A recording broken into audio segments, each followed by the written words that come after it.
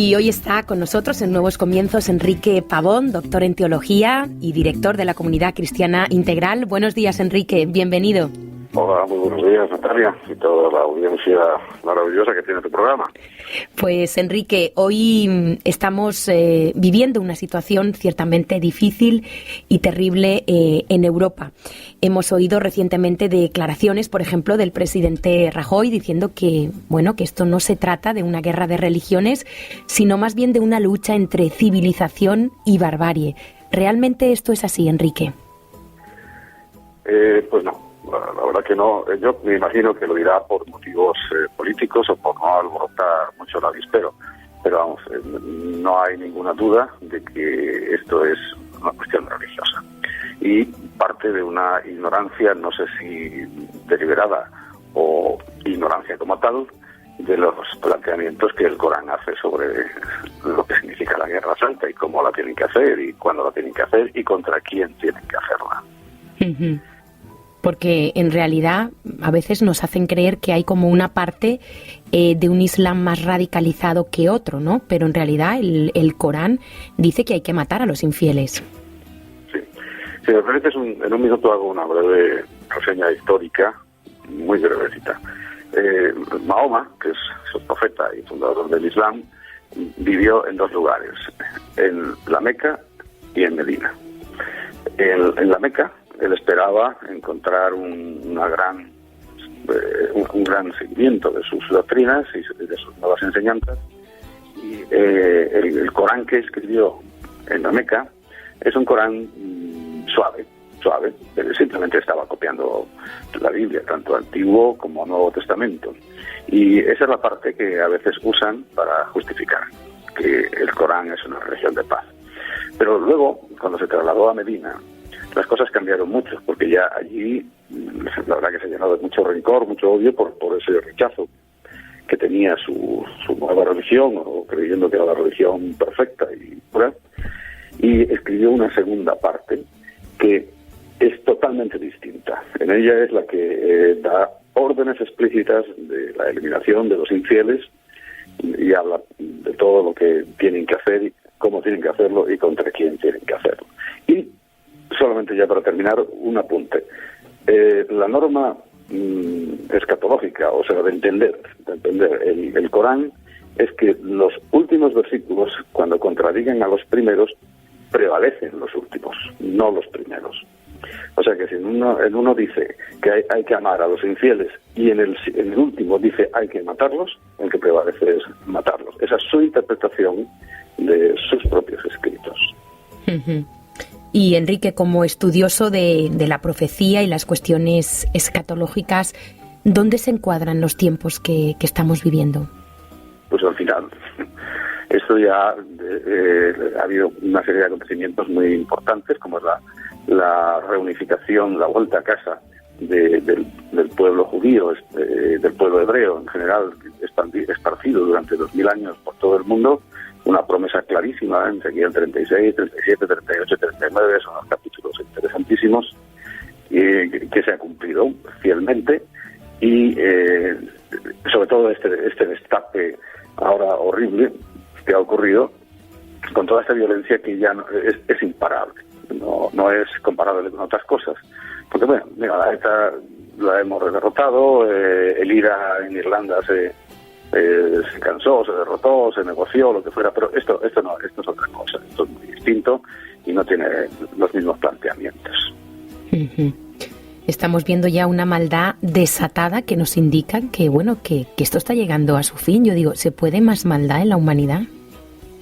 Están violando mujeres, matando, muchas noticias que los medios de comunicación no se hacen eco, ¿no? Pero que está sucediendo en otros países.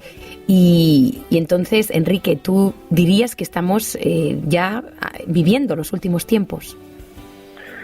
Sí, por supuesto que sí, porque ya te digo, todo lo que uno observa y la magnitud y naturaleza de los problemas son tan grandes y tan distintos al resto de lo que conocíamos que nos hace pensar que ya esto es, además coincide con ese maravilloso planteamiento. Digo maravilloso no porque me agrade lo que está pasando, sino porque Dios lo dijo. Y tal como dijo se está cumpliendo. Eso es lo que me parece maravilloso. Me parece torpe de la humanidad y torpe aún de algunos cristianos que no le hagamos caso. Pero que Dios fue fiel y tal como dice en Isaías 46, en los versículos 9 y 10, que Él avisó todo lo del final, pero no antes de ayer, sino desde el principio. Y eso a mí, por lo menos, me emociona muchísimo y es uno de los motivos por los cuales estudio la Biblia y le dedico pues tiempo y más tiempo y observo y veo más noticias y cuanto noticiero pasa por delante de mí lo veo porque lo encajo muy bien dentro de lo que ya está escrito, pero te repito, no antes de ayer, sino hace ya cientos de años, miles de años. Y Enrique, ¿qué indicadores nos da la Biblia para poder identificar los últimos tiempos? Bueno, hay muchos indicadores. Entonces podríamos tener 4 programas contando todas estas cosas. Pero para hacer un pequeño resumen, el despertar del Islam tiene mucho que ver con esta cuestión, porque cuando hablamos del Islam, si alguien me escucha y sabe un poco de la típica profecía que hemos aprendido, estudiado y se ha predicado durante muchos años, vemos que estamos en una etapa que se llama como el despertar del antiguo Imperio Romano, que hace poco menos de 2000 años se ha desaparecido, se extinguió por completo, pero como que ha sido un monstruo que despierta, ¿no? Y identifica una serie de cosas que iba a hacer ese Imperio Romano restaurado en los últimos tiempos. Pero claro, el Imperio Romano no es Roma, es el Imperio Romano. Y no solamente se ubica en Roma, sino que se ubicaba en todo el mundo prácticamente conocido de aquel tiempo. Y muy especialmente tendríamos que poner el ojo al Oriente Próximo, porque eso también era Imperio Romano. Y justamente ahí, en todo la margen oriental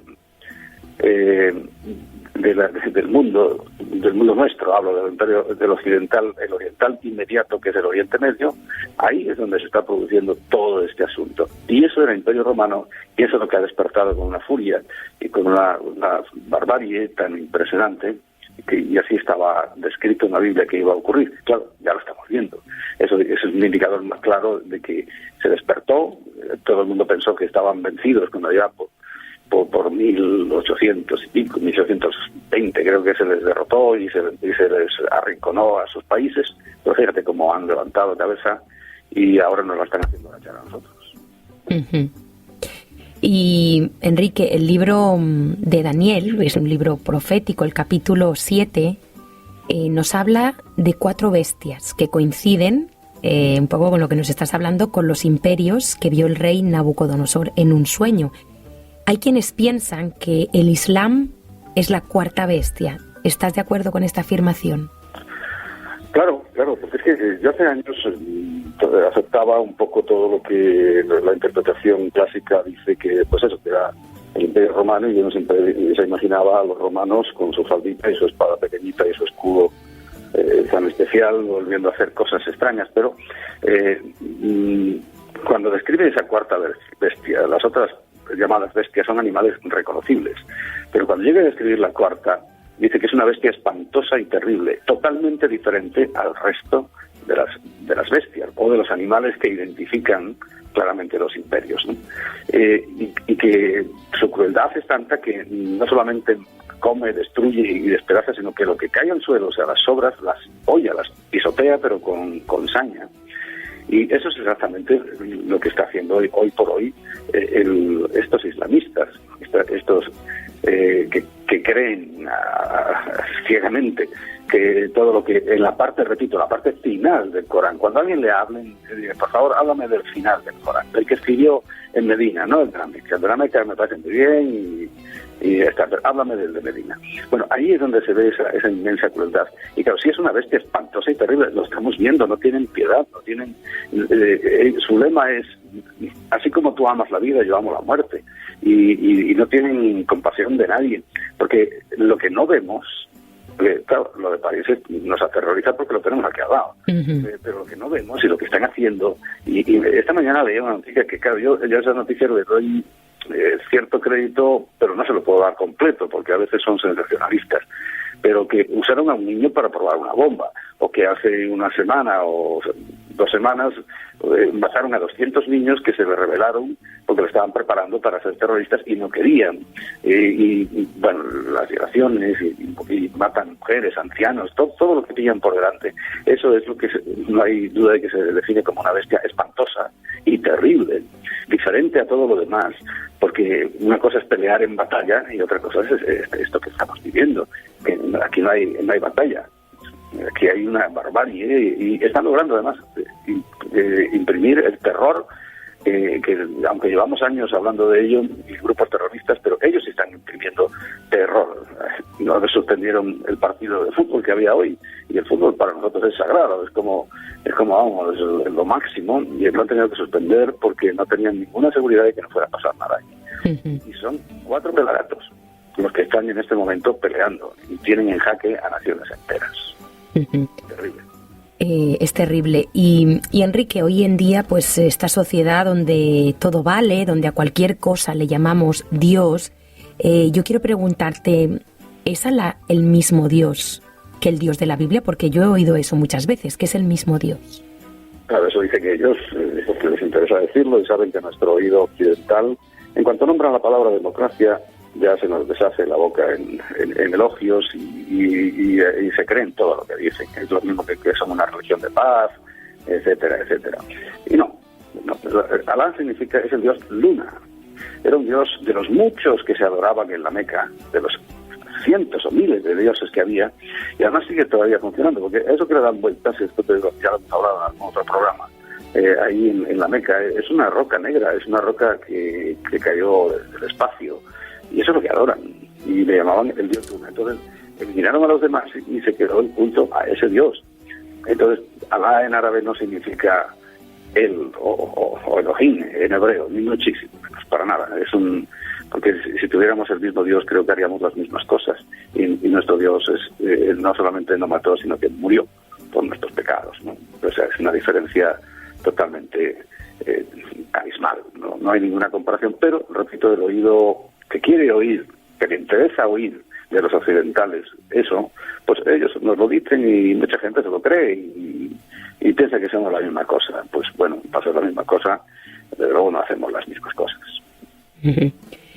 ¿Crees que vale más la vida en Europa que en otros lugares? Lo digo porque, por ejemplo, sin ir más lejos, el pasado jueves 12 de noviembre, un día antes de los atentados de París, se produjo un doble atentado suicida en Beirut, con más de 40 muertos, más de 240 heridos, y que ha tenido mucha menos repercusión que el atentado de París. Por ejemplo, Facebook, que en el caso de París pues activó el Safety Check, pues para los ciudadanos de esa ciudad, una aplicación donde se podía saber si estaba bien o no. Pues en el caso de Beirut, Facebook no activó esta aplicación, por ejemplo. Pues no, esta doble moral, esta forma doble rasero que Occidente mide las cosas, donde realmente hay muertes de primera, de segunda y hasta de tercera. O sea, no tenemos el mismo concepto que, por ejemplo, Dios sí tiene, porque Él ama a todas sus criaturas, ¿no? A todo lo que Él creó para Él es estimado, y Jesús murió por todos y cada uno, aunque sean malos y desagradables para nosotros que pertenecemos a este mundo.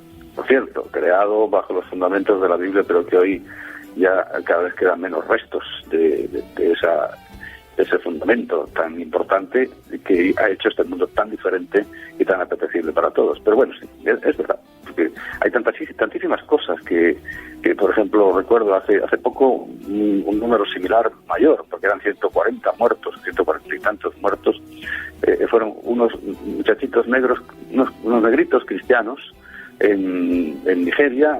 Entraron esta misma gente, los ametrallaron a todos, pero yo lo vi por internet, la noticia no salió nada, y eso no vale para nada. O sea, eso no es noticia, por unos pobres negritos por ahí, y además cristianos, peor todavía.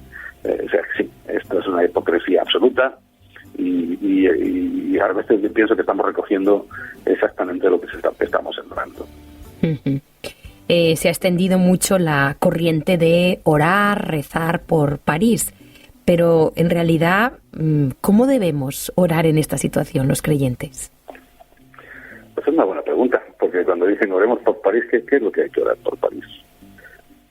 Algunos orarán por las almas de los que se han muerto, ¿no? Creyendo que pueden hacer alguna cosa por ellos, ¿no? Otros, yo qué sé, porque orarán por la paz mundial. Eso es tan ambiguo y eso es tan simple que vamos, resulta ya casi absurdo. Yo sí creo que hay que orar por París, y por Madrid, y por Londres, y por todas las capitales de este mundo occidental, para que sean realmente focos de la verdad y focos de la nobleza y de todas las cosas. Porque a París, por ejemplo, le llaman la ciudad luz. ¿Pero por qué le llaman la ciudad luz? Pues creo que era porque tenía muchas bombillas. Pero sin embargo es una oscuridad absoluta la que hay allí, donde todo vale, donde todo se permite. Donde ellos mismos, los propios musulmanes, los yihadistas, la eligieron por su corrupción absoluta. Y que como ellos castigan la corrupción, la eligieron exactamente por eso, porque vamos a darle una lección a la ciudad más corrupta que existe, de ese tamaño. Porque hay otras ciudades y otros países más pequeños que por ejemplo, Holanda. Es horrible lo que pasa ahí en estos países. Entonces, claro, tendríamos que orar para que realmente se convierta en la ciudad luz, pero luz porque resplandezca el espíritu, porque resplandezca la verdad, porque resplandezca los valores fundamentales que nos definen como seres humanos, que nos diferencian del resto de la creación y que nos han hecho construir esta sociedad que ahora mismo se está desmoronando, la vemos deshacerse delante de nosotros, y qué pena que no hacemos nada, más que es cuestiones tan vagas, tan triviales, tan generalizadas o absurdas que no sirven para nada realmente. Enrique, ¿cómo ves a los cristianos en España? ¿Estamos de verdad preparados para ser la Iglesia que Dios necesita en este tiempo? Ay, Natalia, esta es una pregunta muy complicada porque fíjate que yo creo que ha hecho una gran mella, un gran daño en España un evangelio que se llama de la prosperidad. Yo veo que hace tiempo que entró, pero a saco, ¿no? También como una invasión, este evangelio de la prosperidad. Entonces esto lo que fomenta es codicia, egoísmo, personalismo. Lo importante es que a mí me vaya bien. Si me va muy bien es que soy un excelente cristiano. No sé, es tan distinto al evangelio del sacrificio, del amor, de la entrega, que deberíamos predicar. Y yo no sé, hoy por hoy no sé qué se está predicando en las iglesias. Sí, he visto y he conocido personas que pues tristemente me he tenido que apartar de ellas porque han entrado en esa dinámica y solo piensan en crecer. Cuanto más seamos, mejor. No me importa si tienen que robarlos de otras iglesias. Me decía un famoso cantante, amigo mío, que se quedó aterrado de que por una circunstancia en su iglesia donde se iba a hacer el congreso que estaba para lo que vino, no se pudo hacer y fueron a la iglesia de otra persona, de otro de los pastores que se ofreció inmediatamente. Y me dice, ¿y por qué este hermano estaba repartiendo como propaganda de su iglesia? Si era un acto de todos. Hasta él mismo lo pilló. Y claro, aquello pues ha resultado en lo que está resultando. Claro, le preguntas a él, estará contentísimo, ha llenado la iglesia, ha robado todo lo que ha podido. Hablo de almas, ¿no? Y siempre promete las mismas cosas que son irrealizables en la mayoría de los casos, pero la gente, como es que somos codiciosos y somos así. Por eso digo que el creyente, ¿qué diferencia estamos haciendo hoy con los demás? Nada. Somos igual que los demás. Vivimos igual que los demás. Cuando Dios dice claramente que mi pueblo es un pueblo distinto al resto de los pueblos. Pero no lo estamos haciendo. ¿Cuál debería ser entonces nuestra actitud como creyentes comprometidos de verdad con los principios de Dios? Pues mira, la palabra que comenzó Jesús a predicar lo define todo. Arrepentíos, porque el reino de los cielos se ha acercado. Pero el reino de los cielos no es el reino de la tierra. Precisamente cuando hemos tenido esas salvajes matanzas, se calcula en más de 80 millones de personas que hizo la Santa Madre Iglesia, lo que están haciendo ahora los islamistas estableciendo el reino de su Dios, de Alá, aquí en la tierra. Y cada vez que alguien ha querido establecer el reino en la tierra, imponerlo, lo que ha terminado es unas carnicerías espantosas, porque el reino de los cielos está en los cielos y vendrá a la tierra. Entonces, arrepentirnos, buscar a Dios de corazón, ser realmente honestos con el Evangelio, con lo que allí se dice, que porque la buena nueva no es que me va a ir bien, la buena nueva es que estaba en condenación porque nací en condenación, y ahora, por medio del arrepentimiento y del reconocimiento del señorío de Jesucristo y del reconocimiento de su sangre derramada por mí, paso al reino de la luz, aunque tenía que seguir aquí viviendo y malviviendo y siendo más pobre que una rata. Pero eso hoy no es mensaje. O sea, lo que nos estás diciendo es que Dios tiene que ser el fin, la meta, el propósito y no un medio para conseguir cosas. Es que lo estamos usando como trampolín. Esto, si tiene un nombre, hay libros y libros. Si el predicador de estos te va a dar un consejo, si me estás oyendo, léete los libros de metafísica, que es lo mismo que estáis predicando. La metafísica es brujería. O sea que hay podríamos decir, un pseudo-cristianismo. Sí, totalmente. Que coge un poquito de verdad, pero mucha mentira. Claro, es que ¿cómo vas a engañar a un cristiano? Si no hablas de cosas que son verdad, no lo puedes engañar. No pueden decir ahora, no, es que ahora los cristianos adoramos a Satanás. ¿Quién te va a oír? Nadie. Pero si tú sigues hablando aparentemente de lo mismo, pero con un enfoque totalmente diferente, pues ahí es donde sí logran grandes éxitos. Pero es que son las iglesias más grandes, están llenos, abarrotados. Bueno, de hecho, cuando Jesús, antes de empezar su ministerio, fue llevado al desierto y fue tentado por el propio Satanás, Satanás usó la propia palabra de Dios. Claro, ahí lo tienes la evidencia. Y precisamente cuando hablaron de reinos, estaba hablando de los reinos de la tierra, pero Jesucristo nunca le dijo, muchachos, que los reinos son míos. Es que son de Satanás. Si es que el príncipe de este mundo es Satanás. Es que el pretender ahora, no quiere decir que todos los cristianos tengamos que ser pobres y miserables, ni muchísimo menos, sino que nuestro objetivo está lejos. Somos peregrinos, estamos aquí de paso, estamos precisamente probando y comprobando dónde está nuestro corazón, y en lo material es donde se prueba. No hay otra prueba para el hombre, no hay otro Dios que compita con nuestro verdadero Dios, que si no es el amor al dinero, a la riqueza, a lo material. Y yo lo amo en cuanto dependo de ello, y yo lo amo en cuanto lo codicio, y claro, me lo ponen en las iglesias, y además como si fuera la mayor bendición, pues ahí va todo el mundo encantado de la vida, claro, como cuando ahora que llega las Navidades y ya están las colas enormes para comprar lotería, porque somos codiciosos, como decía. Enrique, hemos de tener miedo, de temer por este enemigo yihadista que tenemos tan cerca de casa. Si te refieres a los cristianos, no. Pero si te refieres al resto, pánico. Este domingo en la predicación lo dije, que a los que están tiñendo su foto de Facebook con la bandera de Francia, que no pierdan de vista la aplicación, porque van a tener que teñir su foto de Facebook de más banderas. Y aparte que no va a ser está bien, yo comparto el dolor, porque el dolor es dolor, y al que se le muere a alguien le va a doler muchísimo. Estábamos hablando antes de esas grandes diferencias, estos son muertos de primera, todo el mundo ha quedado conmovido, por un lado. Pero, por otro lado, es que lo tenemos ya en la puerta, y eso es lo que nunca he esperado. Mientras pase por ahí lejos, no pasa nada. Entonces, nosotros no deberíamos tener ningún miedo, pero el resto de la gente sí, porque sin Cristo no hay esperanza. Además, es que Él prometió que en el momento final, y esto es tan cierto como todo lo demás que está escrito, y se ha cumplido tantísimas cosas, y se han cumplido todas las demás, quiere decir que las que faltan, que son muy pocas, por cierto, también se van a cumplir. Pues lo que estamos esperando es que Dios nos libre de estas cosas. El ejemplo lo tenemos, por ejemplo, Sodoma y Gomorra. Hasta que no salió, hasta que no se alejó lo suficiente Lot con su familia, allí no pasó nada.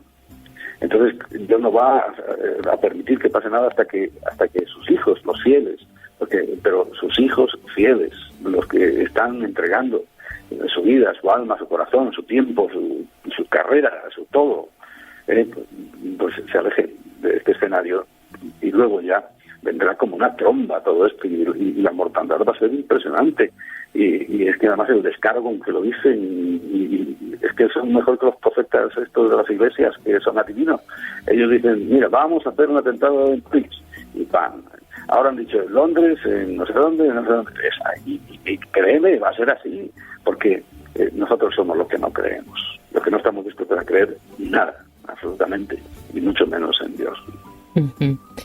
Pues, Enrique, muchas gracias por tus palabras y esperamos de verdad que todos estos acontecimientos nos hagan volver, como tú nos comentabas, nuestro corazón de una manera genuina a Dios, a ese Dios que es bueno y que obviamente no le gusta lo que está sucediendo, porque hay gente que dice, ¿dónde está Dios cuando pasaron los atentados de París? ¿No? Hay gente que le echa la culpa a Dios de estos sucesos. Lo mandaron fuera.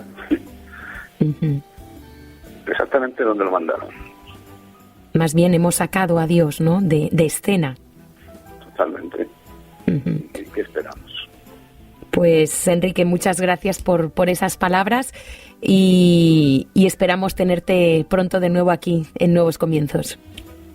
Pues aquí estoy a disposición vuestra cuando queráis y me necesitéis, contad conmigo.